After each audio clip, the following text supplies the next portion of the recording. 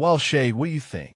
Nolan Reed asked as the truck rolled to a stop and the wind off the Atlantic pressed against the windows like a living thing. He'd come for quiet, for salt air that washed the mind clean, but it was his dog who first felt the tremor in the stillness. Shade was stone still in the passenger seat, a 6-year-old German shepherd whose rare gray and cream coat made him look like a wisp of smoke given muscle and purpose. His amber eyes, usually affectionate, were restless sentries tonight. The last 60 miles had been the hardest. Interstate hum giving way to narrow, twisting main roads that carved through stands of pine and granite outcrops. Nolan's hands stayed firm on the wheel, knuckles pale against old leather. His life was packed under a flapping tarp in the truck bed, tools, a mattress, every remaining memory. He'd sold a too-small house and the routine that had turned into a cage. After years of flinching at slamming car doors and neighborly small talk that rang hollow, he'd traded it all for a rumor of calm drifting up from the ocean's edge. As a former Marine Corps signals intelligence specialist, he'd spent decades finding patterns in noise. Now he was chasing the opposite, a clean stretch of silence. Quick aside, if you're into stories like this, tap subscribe and tell us where you're watching from and what time it is there. Then back to it. The town of Haven Ridge appeared without fanfare. Weathered storefronts clustered around a working harbor where lobster boats bobbed in their slips. In a chipped real estate office, Mr. Whitaker, suit shiny with age, voice sanded rough by sea air, dropped a heavy brass key into Nolan's hand. "She's all yours," he rasped, as if passing a burden.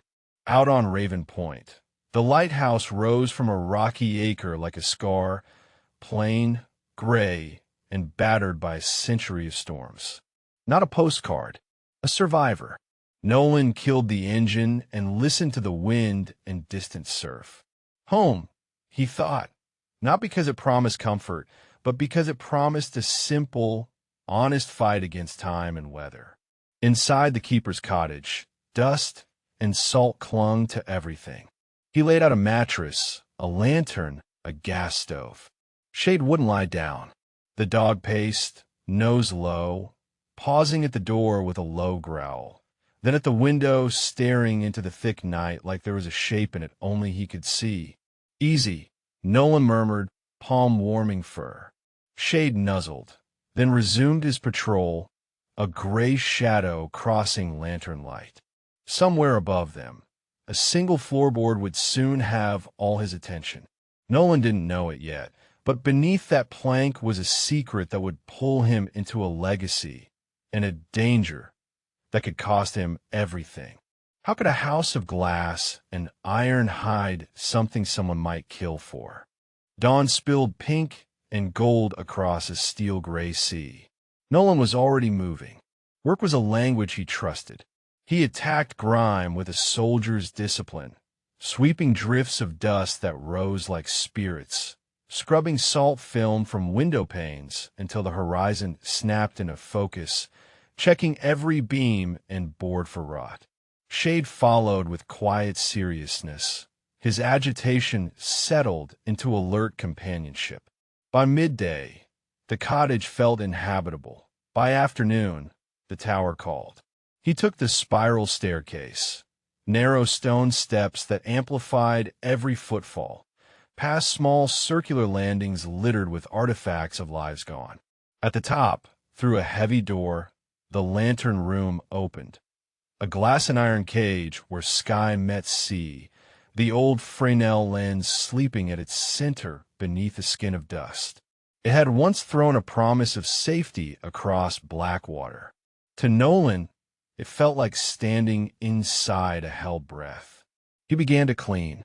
Shade wandered, sniffing, circling. Then he stopped, rigid, over a dark plank near the base of the mechanism. A whining note rose, urgent, and he pawed once, then looked up, pleading. "Mouse nest," Nolan said without turning. Shade didn't move. The scratch-scratch became frantic. Nolan knew the dog. This wasn't curiosity. This was a message. He knelt, felt the board give the slightest groan under pressure. A pry bar slid in. Old wood surrendered with a crack. Beneath wasn't rough subfloor, but a hand-carved cavity and a canvas-wrapped rectangle sealed against time.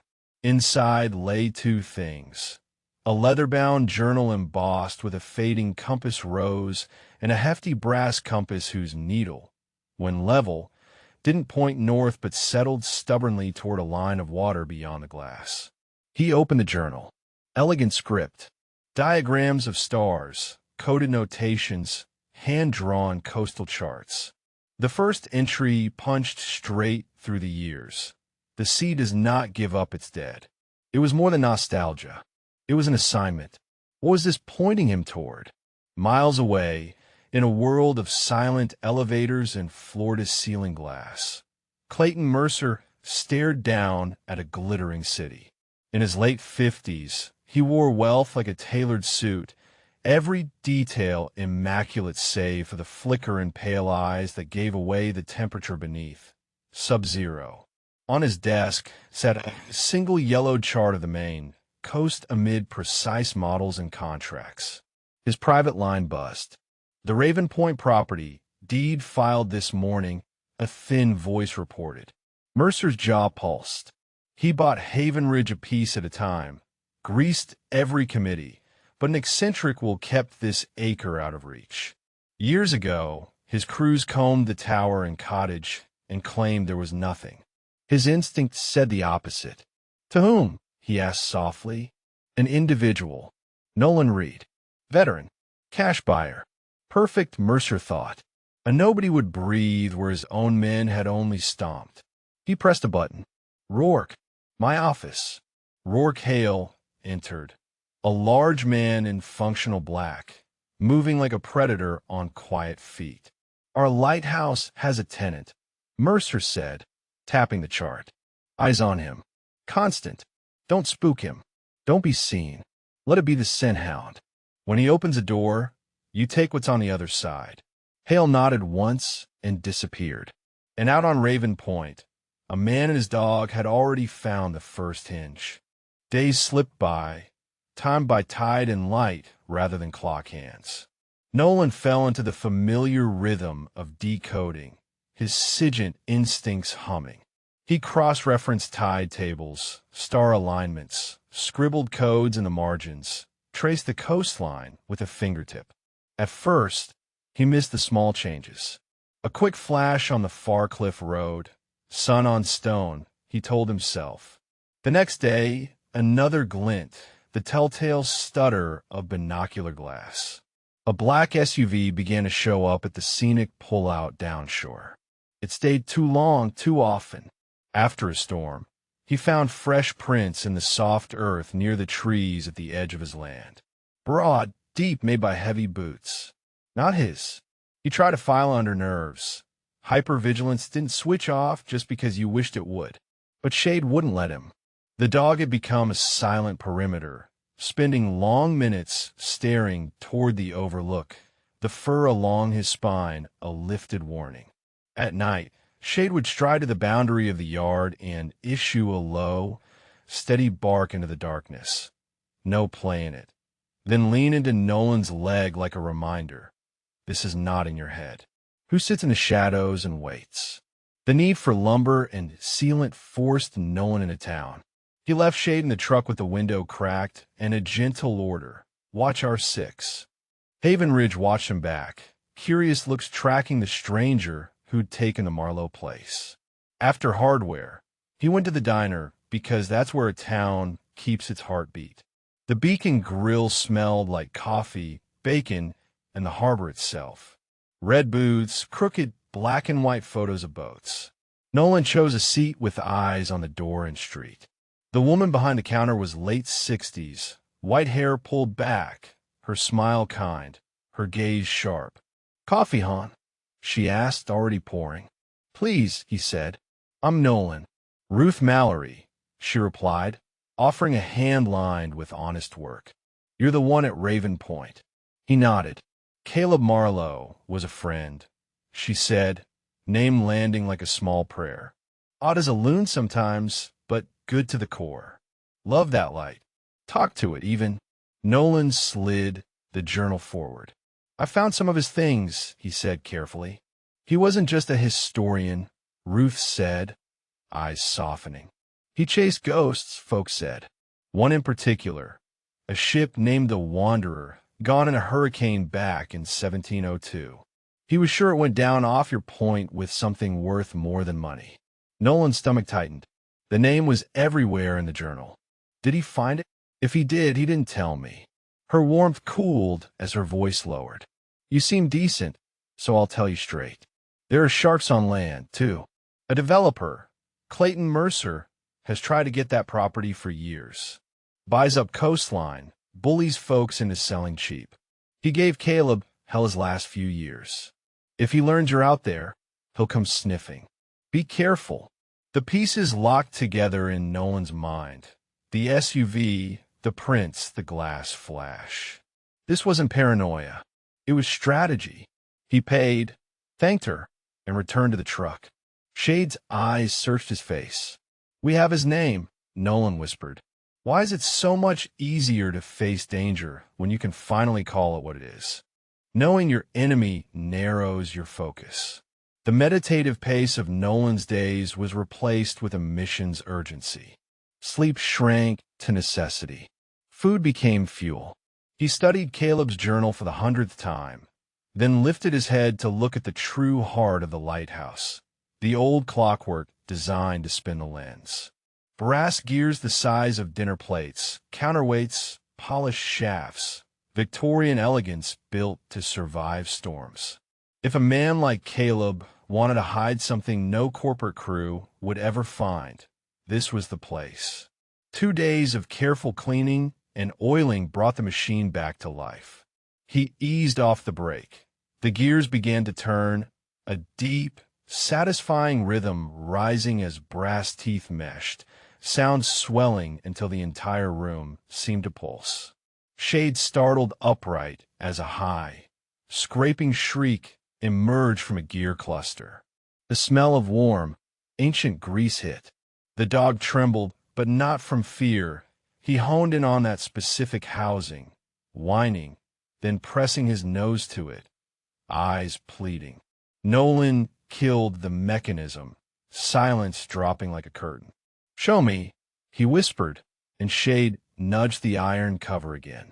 Nolan opened it to a maze of interlocking wheels that looked uniform to the untrained eye. He ran fingers over gear teeth, searching not for the obvious but the anomaly. There, at the seam of the largest brass wheel, scarcely visible tool marks. A pressure pin disguised in a spoke. A tiny click. The gear's face loosened.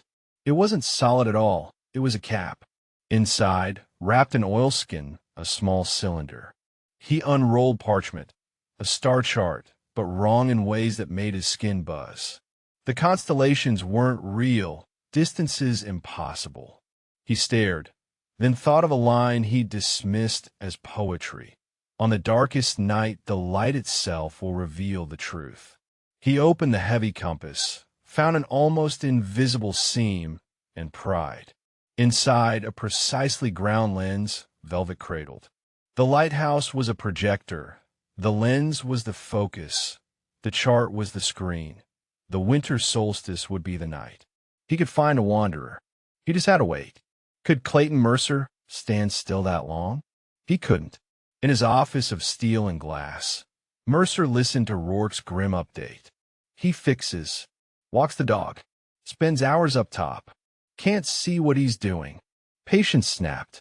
Enough, Mercer hissed. Go in, tonight. And as dusk pulled the ocean dark, Nolan stood over a small stove in the cottage, tired and quietly elated. He cracked Caleb's cipher. Shade lay near the door, eyes slitted. Then he moved, not a lazy rearrange, but a spring to rigid alert. A thunder-deep growl rose. His gaze welded to the doorknob. Nolan put down the spoon and moved into the shadows, tire iron in his hand, breath checked, senses high. The knob turned slow. wood splintered with a hard crack as the door flew inward. Rourke hail filled the frame, crowbar gleaming in his right hand, bulk outlined against rain. He expected a dazed homeowner. He got a gray comet. Shade launched, not at legs, but at weapon arm, jaws closing with purpose. Rourke howled, yanking uselessly, shock stealing his timing. Nolan stepped out of darkness and brought the iron down hard onto Rourke's wrist. Bone gave with a sickening snap. The crowbar hit the floor.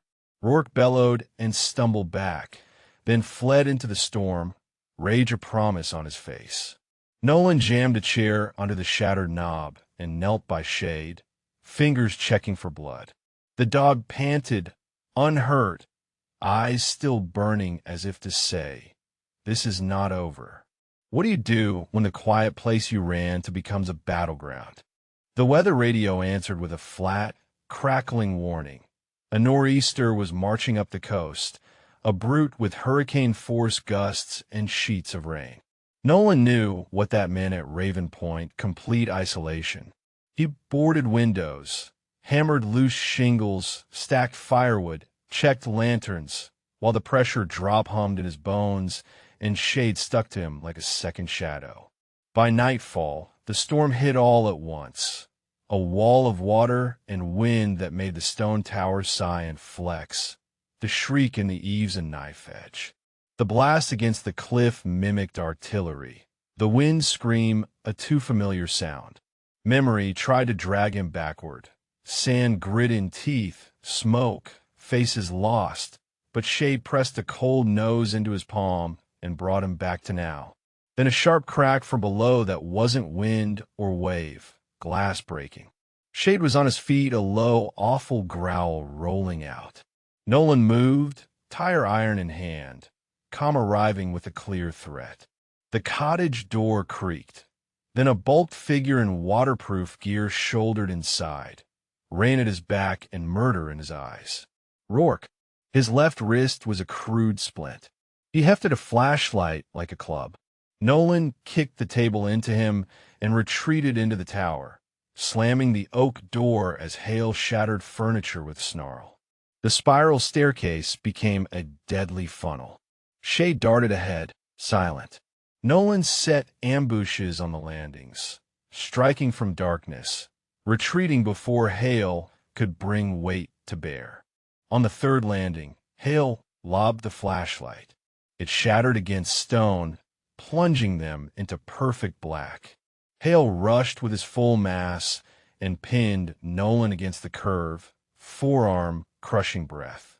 Stars prickled at the edges of Nolan's vision. From the deepest corner, Shade hit like a battering ram. Teeth found shoulder. Hail screamed, grip broken. Nolan drove a knee home, then swung the iron in a tight arc and connected with Hale's head. The big man dropped. The storm roared while Nolan tied him to iron with rope and checked Shade's body with shaking hands.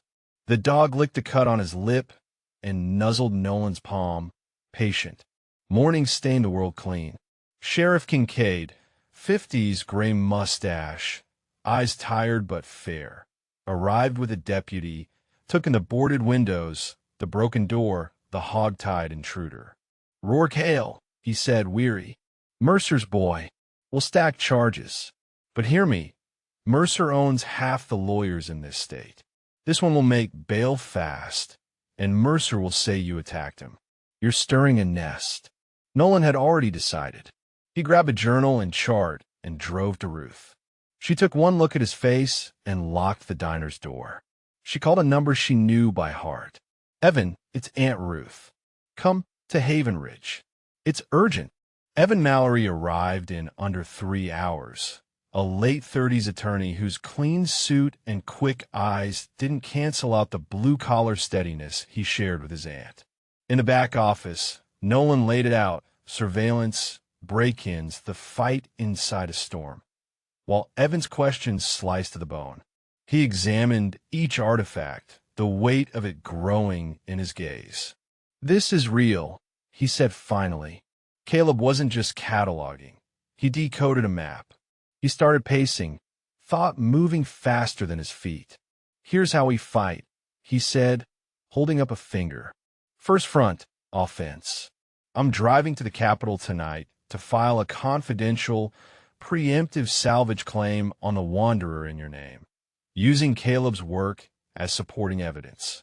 We get it on record before Mercer can sneeze. Take the prize off his board. Second front, defense. You and Aunt Ruth write down everything. SUV sightings, prints, threats. We photograph the damage, document injuries, and get a protective order. If he moves, we're ready to hit back." Nolan exhaled. For the first time in weeks, he wasn't alone in the trench. Shade placed a head on his knee as Ruth poured coffee, and Hope, quiet but solid, took a seat with them. Could this little team outmaneuver a man who built fortunes by grinding towns flat? Mercer's grip on his world shattered with 2 phone calls. First, Rourke Hale was denied bail. Too violent, too recent, too obvious. Then, a salvage claim for the Wanderer had been filed that morning by a top maritime firm, citing Caleb Marlowe's research, with Nolan Reed as claimant. Legal avenues slammed shut. A lifetime of manipulations threatened to amount to nothing. The mask cracked. The greed underhowled. He dialed one number. "Get them," he said, voice low and lethal. "We finish this tonight." On Raven Point, Nolan prepared for a different kind of storm. He reinforced the lower windows, braced the cottage door from inside, and prepped the tower with what he trusted, terrain and timing. Evan's plan was in motion, but Nolan had learned never to hang everything on someone else's strategy. Night fell thick, moonless. The generator's hum died mid-sentence. His sat phone blinked and went dead. Jamming. Lines cut. Shade rose and rumbled. Boots crunched gravel. The cottage didn't slow them long. The tower door gave after a few minutes, hinges screaming. 3 men spilled in, dressed in black, Mercer at their back, handsome face wrecked by fury. "Reed," he called up the stairs, voice flattening against stone. "Give me the journal and the chart, and maybe you walk." A crate crashed down, knocking the lead man flat. The fight for the lighthouse began in earnest. Nolan turned each landing into a choke point. Trip lines that pulled paint cans into crashing avalanches, attacks from shadow that hit hard then vanished. Shade appeared where he wasn't expected, a growl and a flash of gray, drawing eyes the wrong way, while Nolan struck from the right one. Twice they drove the intruders back, gasping, to the base. "He's one man," Mercer shouted, voice cracking. "Get up there and finish it." They advanced as a unit now, warier, checking their feet. Nolan and Shade fell back, floor by floor, until there was nowhere left to go. The lantern room became a stage. Glass all around. The black ocean beyond. The great lens loomed like an eye. Nolan stood with his back to it, tire iron in hand, body bruised and humming, Shade at his side, hackles raised. The door burst inward. Mercer and 2 men fanned out. Victory shined in Mercer's eyes. "It's over," he said, a thin smile slicing his face. "Brave show, but it ends now. Give me what's mine." Nolan said nothing. Shade steadied.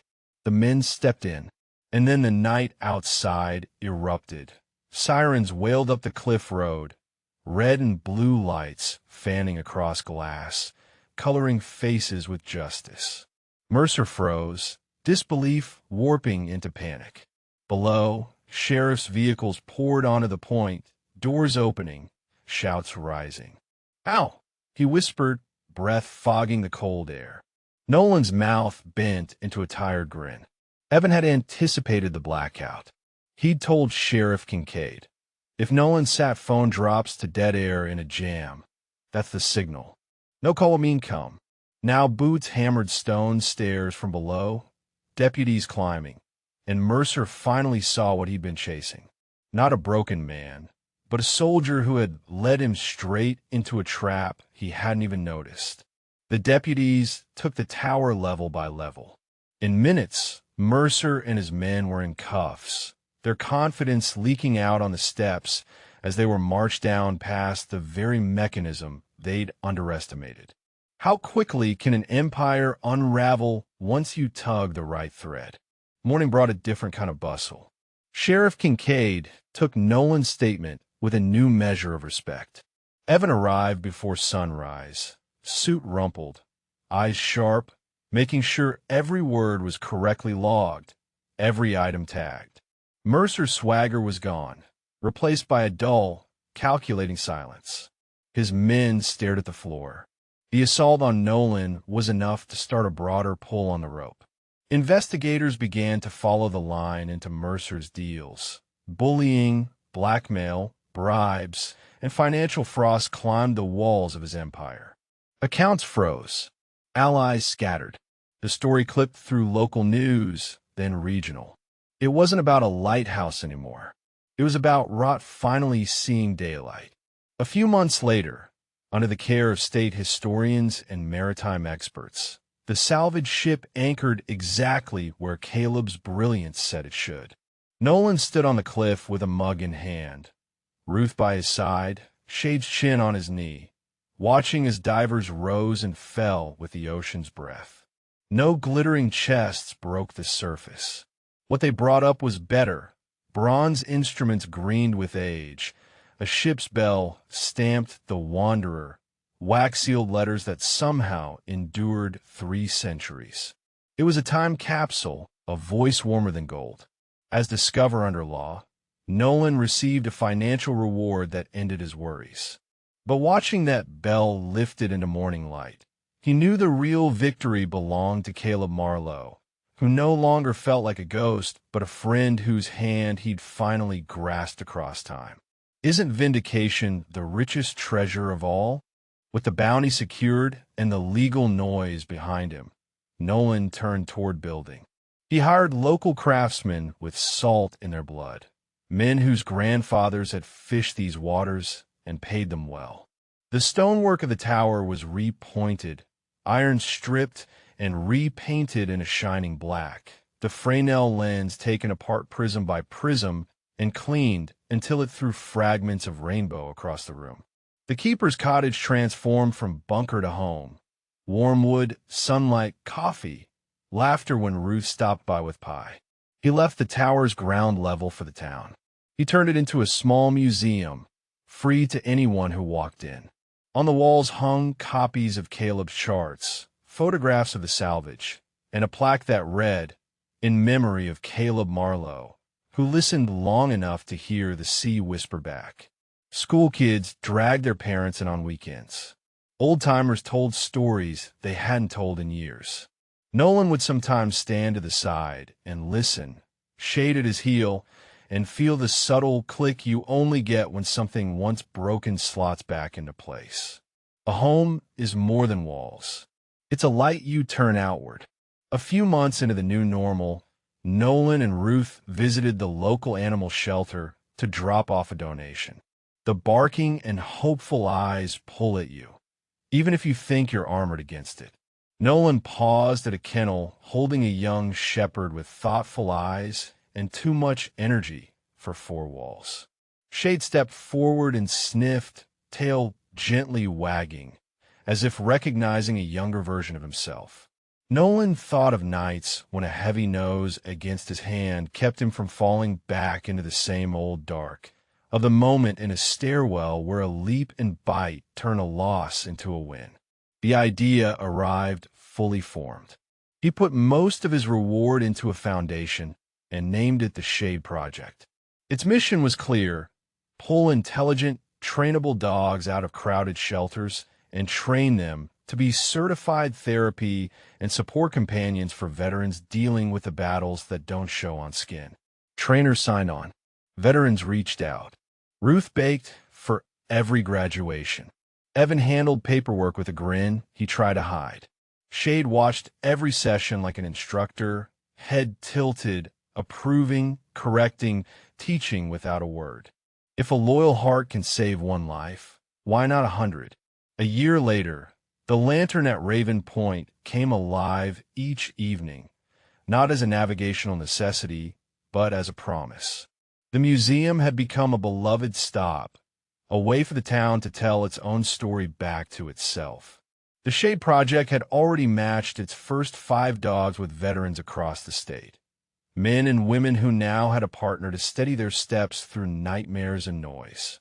On a clean autumn sunset, Nolan leaned on the rail of the lantern room balcony, the sky burning orange at the edges where it met the sea. The hard lines in his face had softened. The constant scan had eased out of his eyes. Shade pressed against his leg, patient and present. Nolan scratched behind those gray-tipped ears, and the dog looked up with that uncomplicated devotion that makes big things simple. Nolan had come to the edge of the continent, trying to outrun ghosts. Instead, a ghost-colored dog had led him into a fight worth having, a community worth holding, and a light that he could share. In the end, the best compass isn't the one that points north. It's the one that points you back to people and paws you can trust. If this journey spoke to you, drop a like, subscribe for more stories, and tell us in the comments about the companion who's been a beacon in your life.